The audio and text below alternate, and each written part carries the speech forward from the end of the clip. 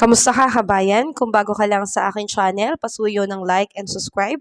Maraming salamat po. Ngayong araw ng linggo, January 21, 2024, ang bahagi ng Palawan, Visayas at Mindanao ay makakaranas ng maulap na panahon na may kalat-kalat po na pagulan.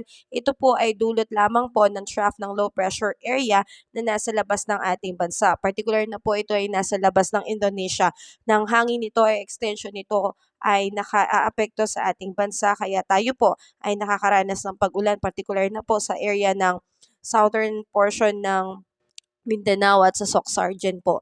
Kaya antabayanan po natin ng mga ulat, thunderstorm and rainfall advisory dyan dahil dyan po talaga magkakaroon ng pag-ulan. Sa ngayon ay wala pa po tayong namamataan na sama ng panahon sa loob ng Philippine Area of Responsibility. Ang tanging nagpapaulan lamang po sa ating bansa ay ang mga extension or trough na low pressure area mula po sa kalapit nating bansa. Sa ngayon po ay binaba na rin pong rainfall advisory sa ilang bahagi ng ating Pilipinas, particular na dito sa Camarines Sur, Catanduanes, Albay, Sorsogon, Masbate, Romblon, Marinduque at Oriental Mindoro na posibleng tumagal ang pag-ulan mula 1 hanggang 2 oras.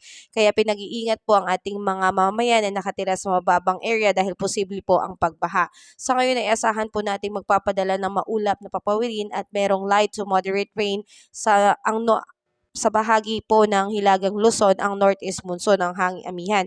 Ang Metro Manila ay makakaranas ng maliwalas na panahon, ngunit posible pa rin po ang pagkakaroon ng localized thunderstorm lalo na sa hapon at gabi. Kaya ugaliin po nating magdala ng payong dahil ito po ang ating pananggala lalo na po sa ulan. Muli, maraming salamat at ingat ka kabayan.